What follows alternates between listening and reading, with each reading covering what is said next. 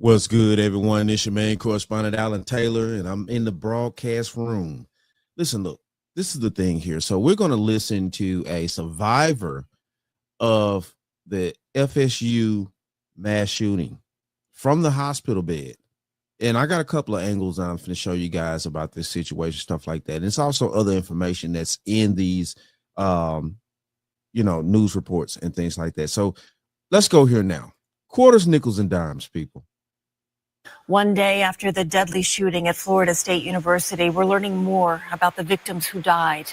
45-year-old Tiru Chaba was a father and executive for the campus food vendor, and 57-year-old Robert Morales worked at the dining services department and was a high school football coach. Katie Weiss is in Tallahassee for us, and she spoke to a survivor as this investigation continues. Madison Askins is lucky to be alive after her encounter with the gunman.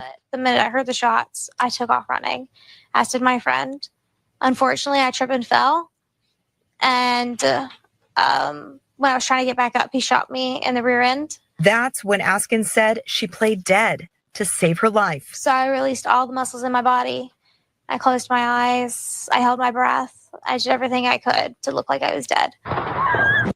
This is a shame that this young lady had to actually do, like, I guess you call it acting, in order to survive this situation. This should not, like I said in my previous video, definitely with the thumbnail, these shooting, this type of crap has to stop. It has to stop. I don't understand the mental health issues in this country right now and why nobody's trying to figure this out.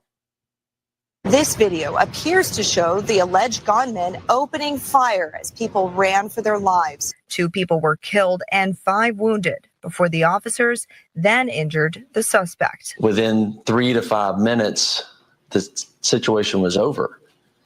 But the officers had already responded, already neutralized the threat.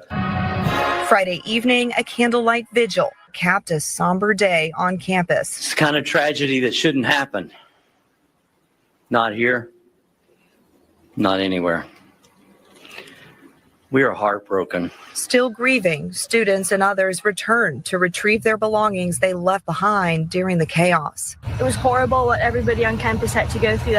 No student should ever have to go through that. FSU canceled all home athletic events through Sunday, and Governor Ron DeSantis ordered flags across the state to fly half staff until sunset on Monday.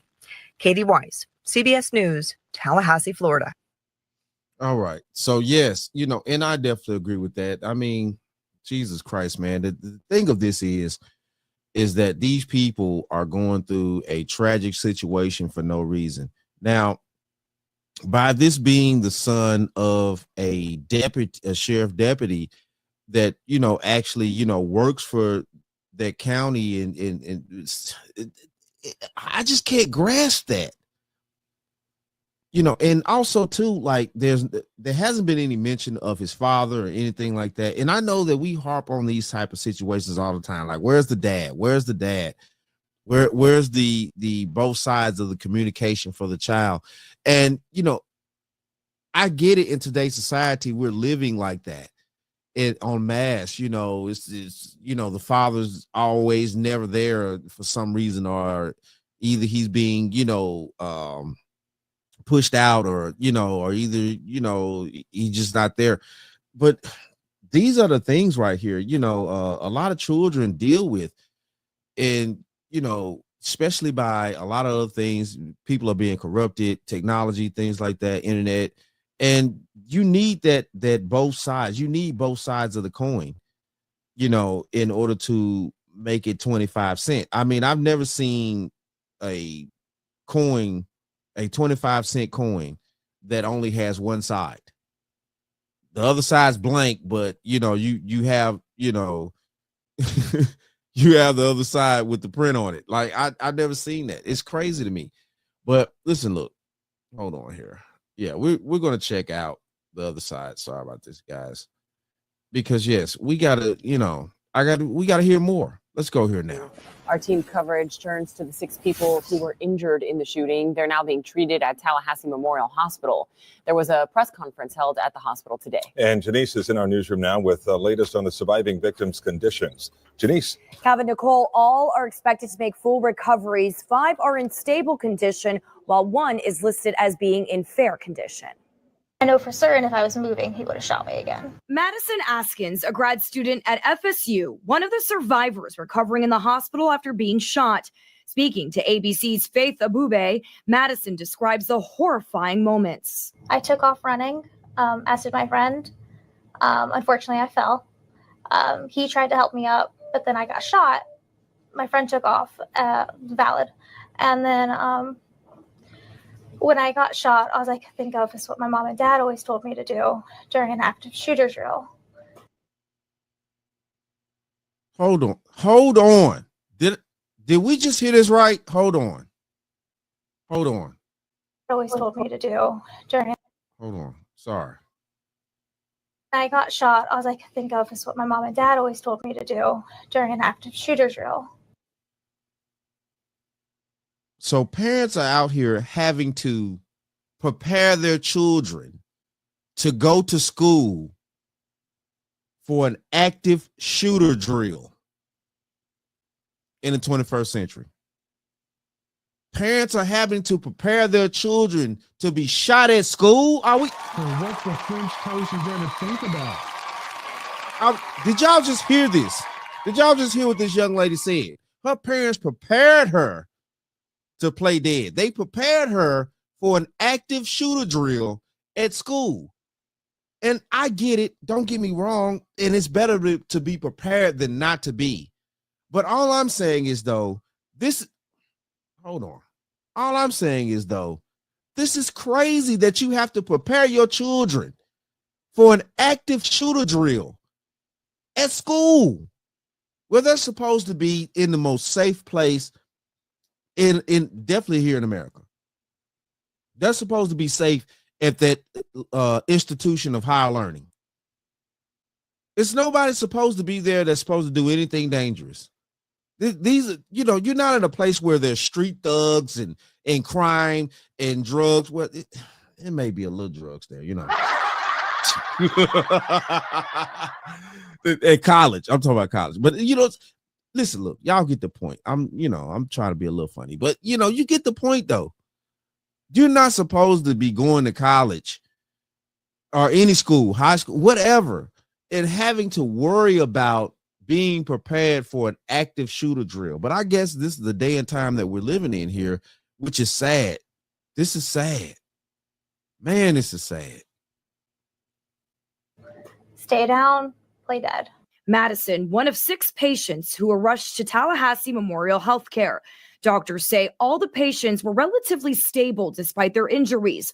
All injuries gunshot related, from the torso to the face. There's the moment of shock, but all were able to talk to us, kind of give us, how they're feeling, where they're feeling pain. But all of them were very clear-minded and able to converse with us. Out of the 6 patients received, 3 went into the operating room.